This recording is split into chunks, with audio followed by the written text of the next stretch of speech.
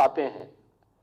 और इसमें जो मैं बता रहा था मेट्रो के लिए, Uttar Pradesh metro rail corporation के माध्यम से अब तक प्रदेश में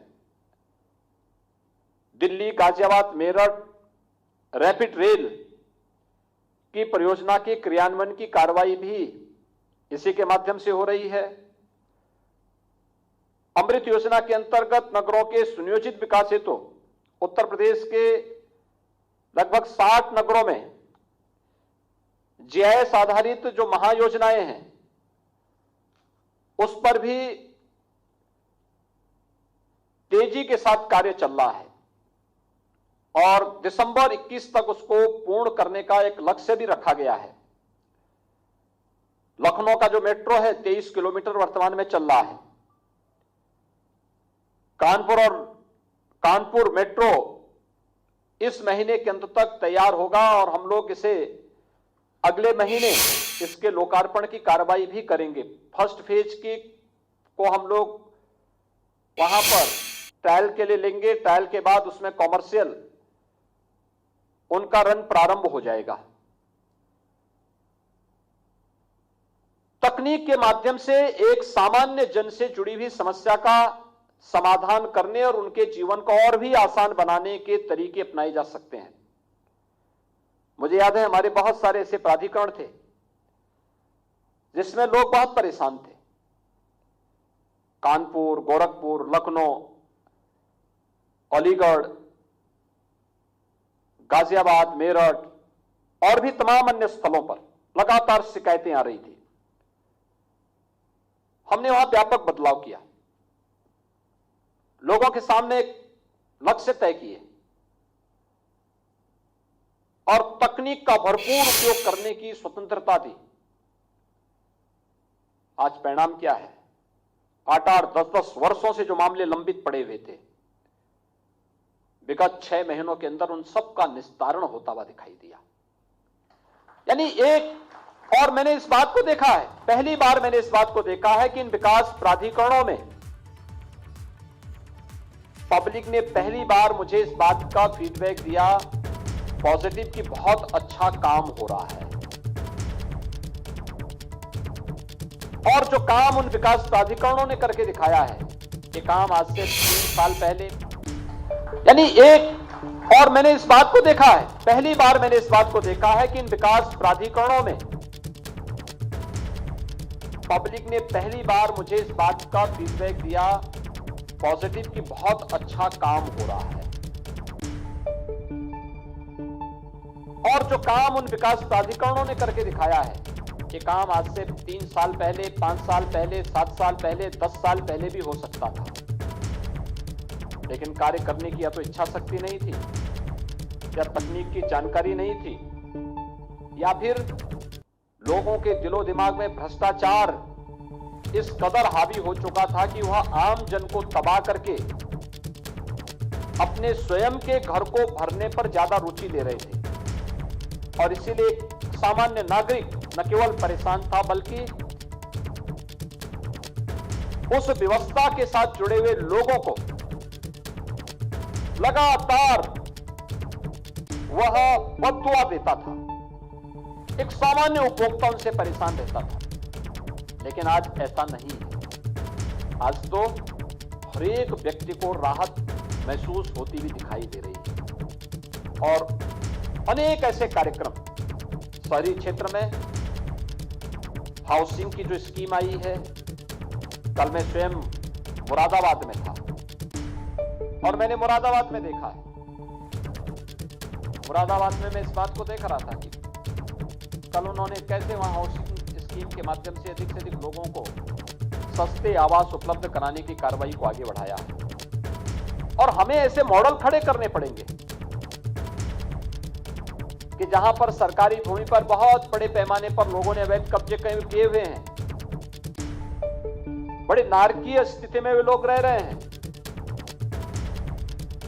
उससे होने वाली बीमारियों का खर्चा का दबाव भी सरकार पर ही पड़ता है। जनहानि के कारण और वहां से पनपने वाली तमाम बीमारियों के कारण न केवल वो क्षेत्र बल्कि आसपास के क्षेत्र भी बुरी तरह प्रभावित होते हैं। सरकार बदनाम होती है, आम जन के मन में प्रशासनिक तंत्र के प्रति एक नकारात्मक भाव पैदा होता है। अगर इन सभी के बारे में सोच करके सरकार ने जो योजनाएं निकाली हैं कि हम उस पूरे क्षेत्र की मैपिंग करके और वहां पर व्यवस्थित रूप से उन लोगों के लिए आवासीय सुविधा जो अब तक फैले हुए हैं, अगर हम वर्टिकल आवासीय सुविधा उनको दे दें तो मुश्किल से आधे क्षेत्रफल में सारे लोग समाहित हो जाएंगे और अच्छे आवास उनको उपलब्ध हो जाएंगे। आधी लैंड हम उसका कॉमर्शियल उपयोग करते हुए न केवल उनके लिए मार्केट दे सकते हैं बल्कि उनके लिए पार्क दे सकते हैं, उनके लिए वहां पर जिम दे सकते हैं, वहां पे कॉमन फैसिलिटी से जुड़ी हुई तमाम अन्य सुविधाएं वहां उपलब्ध करा सकते हैं। और ये मॉडल देश के अंदर अत्यंत सराहना भाव से लोग देखेंगे और तमाम प्रकार की जो नारकीय स्थिति में लोग रह रहे हैं उनके जीवन स्तर को तो आप उठाएंगे, सरकार की और प्रशासन की छवि को और उसको जनविश्वास का प्रतीक भी बनाएंगे और लोक स्वास्थ्य पर होने वाले खर्चे को भी कम करने में एक बड़ी भूमिका एक विभाग देने में सफल हो सकता है। अलग अलग फील्ड में अलग अलग करने के लिए बहुत कुछ है। शहरी क्षेत्र में एक नई समस्या खड़ी हो रही है, वह है ग्राउंड वाटर नहीं है, लेवल उसका नीचे ज्यादा जा रहा है, वो डार्क जोन में या फिर क्रिटिकल जोन में जा रहा है। हर व्यक्ति अपने घर में जब शासन के स्तर पर, लोकल बॉडी के स्तर पर जब उन्हें पेयजल की सुविधा नहीं होती तो अपने घर में एक अपना स्वयं का ट्यूबवेल या समरसेबल लगा करके वहीं से पानी लेने का प्रयास करता है। एक समय के बाद जब वो भी देना बंद करता है तो उनको टैंकरों पर निर्भर करना पड़ता है। लेकिन हम लोगों ने व्यवस्था बनाई थी कि नक्शे जो भी पास होंगे उन नक्शों के साथ हम लोग रेन वाटर हार्वेस्टिंग की व्यवस्था करें। रेन वाटर हार्वेस्टिंग मकान बनने के साथ ही वह भी बने और यह अनिवार्य रूप से हो कि हर परिवार रेन वाटर हार्वेस्टिंग बनाए। छत का पानी, घर के आसपास का पानी वह फालतू न जाए, वह पानी जितना आया है उसको हम लोग फिर ग्राउंड वाटर को और उसके लेवल को मेंटेन करने के लिए उसका उपयोग कर सकें। आप देखेंगे शहरी क्षेत्र में एक समय के बाद वाटर लेवल अपना व्यवस्थित रूप से रह पाएगा और लोगों को पेयजल की आपूर्ति की कमी कहीं से नहीं होगी। हमारे पास सरफेस वाटर भी होगा और पर्याप्त मात्रा में ग्राउंड वाटर भी होगा। रेन वाटर हार्वेस्टिंग की व्यवस्था हम लोगों को तेजी के साथ प्रदेश के अंदर बनाने की इस प्रक्रिया के साथ जोड़ना पड़ेगा। आवास विभाग इस कार्य के साथ अपने आप को जोड़ सकता है, इसको मिशन मोड में ले सकता है। जैसे वर्षों के नक्शे पास नहीं हो पा रहे थे, हम कहीं जाते थे, गोरखपुर जाते थे वही समस्या, कानपुर जाते थे वही समस्या, अलीगढ़ जाते थे वही समस्या, गाजियाबाद या मेरठ जाते थे यही समस्या सामने आती थी। लेकिन जब स्पेशल कैंप लगने प्रारंभ हुए, स्पेशल अभियान इसका चला, आज तेजी के साथ समस्या का समाधान भी हुआ और उपभोक्ताओं ने इस बात को कहना प्रारंभ कर दिया कि साहब बहुत अच्छा काम हो रहा है, अच्छा काम हो रहा है। जब अच्छा काम होता है सरकार को भी लगता है कि इस विभाग की सार्थकता है। जब पब्लिक शिकायत करती है तो हमें भी लगता है क्या हमें इस विभाग को बनाए रखना चाहिए कि नहीं बनाए रखना चाहिए। और इसीलिए आप सभी 33 नवनियुक्त अभियंता यहां पर आज नियुक्ति पत्र प्राप्त करने के साथ ही अपने इस कार्य क्षेत्र में जाएंगे। इनको बहुत कुछ सीखने जानने का अवसर प्राप्त होगा। याद रखना, सर्विस के दौरान आपकी सामान्य कार्य पद्धति न केवल जानने की बल्कि कुछ नया कर गुजरने की एक इच्छा शक्ति के साथ आगे बढ़नी चाहिए। दूसरा, समाज में जहां कहीं भी अच्छा है उसको लेकर के तेजी के साथ विभाग की छवि को बेहतर बनाने में अपना योगदान देने की होनी चाहिए। अगर हम केवल पहले दिन से ही बेईमानी और भ्रष्टाचार के चंगुल में फंस जाएंगे, याद रखना एक समय के बाद मैंने देखा है कि उसका पहला कैरियर बहुत अच्छा था, धीरे धीरे करके आगे बढ़ता गया और अंतिम समय में ऐसा हुआ कि सरकार को उसकी पूरी सर्विस को बीच में ब्रेक करके उसको जबरन रिटायर करना पड़ा, घर भेजना पड़ा या बर्खास्त करना पड़ा या एफआईआर लॉन्च करके उसको जेल के अंदर डालना पड़ा। ऐसी स्थिति आनी ही नहीं चाहिए और इससे पहले दिन से जब आप बचेंगे तब जन विश्वास का प्रतीक बने रह पाएंगे। और मैं उम्मीद करता हूं कि जिस पारदर्शी प्रक्रिया को अपना करके ईमानदारी पूर्वक हर एक योग्य अभ्यर्थी को हम लोगों ने प्रदेश के अंदर भरपूर अवसर दिया, जिसका परिणाम है कि 4.5 वर्ष के दौरान 4.5 लाख से अधिक युवाओं को हम लोगों ने सरकारी नौकरी प्रदेश के अंदर उपलब्ध करवाई है। अगर ये 4.5 लाख की वर्कफोर्स प्रदेश के विकास में अपना योगदान ईमानदारी पूर्वक करने लग जाए, कोई कारण नहीं कि हम उत्तर प्रदेश को देश की नंबर 1 की इकोनॉमी बनाने में कहीं पीछे रह जाएंगे। एकदम हम नंबर 1 पर आएंगे, क्योंकि उत्तर प्रदेश ने 4.5 वर्ष के अंदर जो दूरी तय की वह एक टीम वर्क का परिणाम है। 4.5 वर्ष पहले उत्तर प्रदेश देश की 6ठी अर्थव्यवस्था थी, आज हम देश के नंबर 2 की अर्थव्यवस्था है। अगर 4.5 वर्ष के अंदर हम 6 से नंबर 2 पर आ सकते हैं तो कोई कारण नहीं कि अगले कुछ वर्षों में उत्तर प्रदेश नंबर 2 से नंबर 1 पर ना आ जाए। ईज ऑफ डूइंग बिजनेस में उत्तर प्रदेश 14वें स्थान पे था। 4.5 वर्ष के अंदर किए गए रिफॉर्म और उस प्रक्रिया को तेजी के साथ आगे बढ़ाने का परिणाम क्या है कि आज उत्तर प्रदेश 14 से उसकी रैंकिंग में सुधार हुआ, जो नंबर 2 पर है। यानी ये सारी चीजें उत्तर प्रदेश की प्रति व्यक्ति आय को कई गुना बढ़ाने में हमें मदद की। ये तब जब एक बेहतर पहल हुई है, हर एक स्तर पर एक सामूहिकता का परिणाम है। ये केवल मुख्यमंत्री की जिम्मेदारी नहीं या मंत्रिमंडल की जिम्मेदारी नहीं है।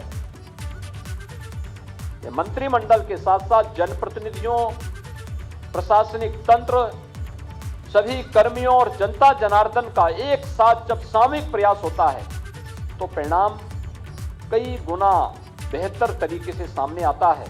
और उस बेहतर तरीके से परिणाम को आगे बढ़ाने के लिए ही हम लोग हर एक नियुक्ति की प्रक्रिया के साथ इस प्रकार के आयोजन को आगे बढ़ाते हैं, जिससे आप सभी लोग अपने अपने कार्य क्षेत्र में जाकर के अच्छा कर सकें, कुछ नया देशपन दे सकें, विभाग के आमूलचूल परिवर्तन और सुधार करने में अपना योगदान सकारात्मक रूप से दे सकेंगे।